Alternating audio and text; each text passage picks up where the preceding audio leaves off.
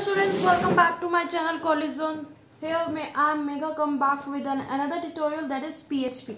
So basically the purpose of making this PHP tutorials is for the students having the no knowledge of PHP and having the little knowledge. Okay.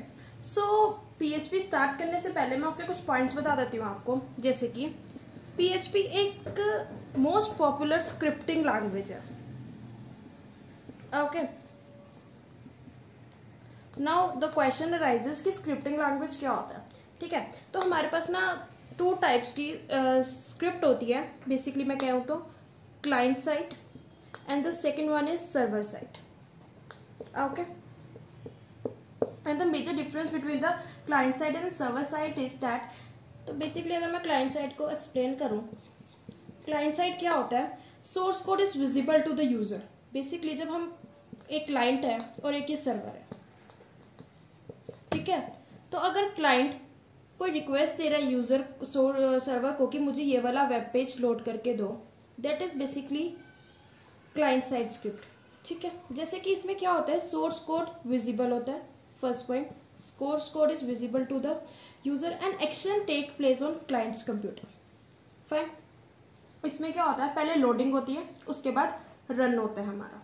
और इसमें popular languages use होती हैं JavaScript, VB script. ठीक है, उसके बाद आता है हमारे पास server side script. Server side script में क्या होता है, जो हमारा सोर्स कोड होता है वो विजिबल नहीं होता क्लाइंट को. ठीक है, दैट इज नॉट विजिबल. जैसे कि सपोज हमने किसी चीज़ की रिक्वेस्ट करी, ठीक है, और सर्वर ने हमें उसका रिस्पॉन्स बैक दिया, लेकिन हमें पता नहीं कि पीछे इंटरनल मतलब कि इंटरनल फंक्शनिंग क्या हो रही है. वो चीज़ हमें विजिबल नहीं है. दैट इज सोर्स कोड जो हमें विजिबल नहीं है.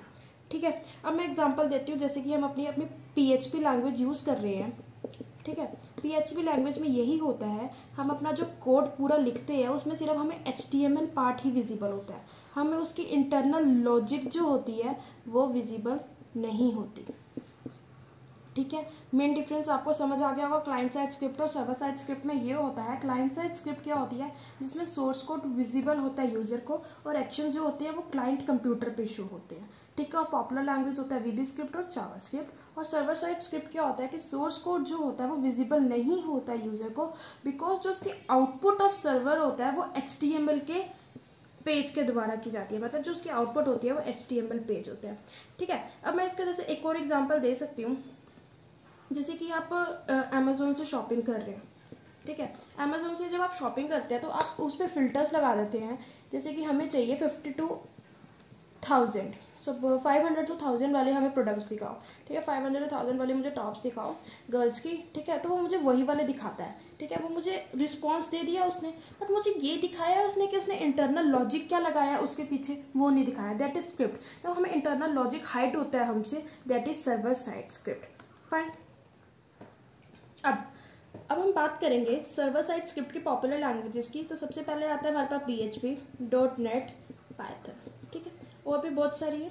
ठीक है, तो हम PHP से स्टार्ट करते हैं. तो PHP आपको समझ आ गया कि कैसे सर्वर साइड स्क्रिप्ट लैंग्वेज है.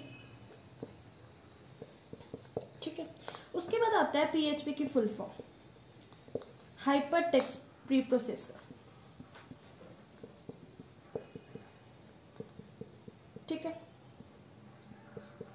और इसको हम पर्सनल होम पेज भी कहते हैं. ठीक है, बट बेसिकली ये एक्रोनियम है किसका, हाइपरटेक्स्ट प्री प्रोसेसर का. उसके बाद हम क्या करते हैं, PHP में सेकंड पॉइंट आता है कि क्रिएट डायनेमिक वेबसाइट. मतलब कि बेसिकली इसका यूज क्या है, it is basically for making dynamic website with the database. अब आपके मन में एक और क्वेश्चन अराइज हुआ होगा, स्टैटिक वेबसाइट और डायनेमिक वेबसाइट में क्या डिफरेंस है. तो ध्यान से समझिएगा इसका डिफरेंस. सबसे पहले मैं आपको बताऊंगी स्टैटिक वेबसाइट्स कौन सी होती है, डायनेमिक वेबसाइट्स कौन सी होती है. ठीक है, स्टैटिक वेबसाइट क्या होता है, सपोज ये मेरा वेब क्लाइंट है और ये मेरा वेब सर्वर है. ठीक है, तो मेरा क्लाइंट है, जैसे कि मैं हूँ, मुझे क्या चाहिए, मुझे ये एक पेज लोड करवाना है. ठीक है, मुझे एक ये वाले वेब पेज के लोड करवाना है. ठीक है, ये वेब पेज किसका है, मेरे ब्लॉग का है. मेरा कोई ब्लॉग है, ठीक है, उसका मुझे वेब पेज लोड करवाना है. मैंने उसे URL टाइप कर दिया. ठीक है, मैंने कहा कि ना मुझे ये वाला वेब पेज लोड करके दो. तो तो सर्वर क्या है, सर्वर के पास एक डिस्क है, सर्वर के पास एक डिस्क है जिसमें मेरे सारे स्टैटिक पेजेस जो हैं वो ऑलरेडी लोडेड है। ठीक है, आई होप यू क्लियर। मेरा मैं आपको रिपीट करूंगी दोबारा क्या मतलब है। मैं एक क्लाइंट हूँ, मैंने कहा मेरे ये वाले ब्लॉग का सेकंड पेज लोड करके दो, मैंने उसका URL डाल दिया।